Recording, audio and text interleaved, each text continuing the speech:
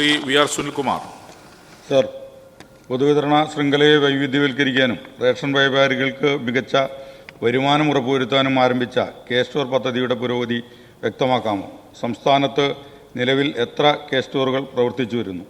Ration ഇതര ഉൽപ്പന്നങ്ങളുടെ വിപണനത്തിലൂടെയും അനുബന്ധ സേവനത്തിലൂടെയും കെ സ്റ്റോറിലുണ്ടായ വിറ്റുവരവ് എത്രയെന്ന് വ്യക്തമാക്കണം. സർ, സംസ്ഥാനത്ത് ആകെ 1201 കെ സ്റ്റോറുകളാണ് ഇപ്പോൾ നിലവിലുള്ളത്.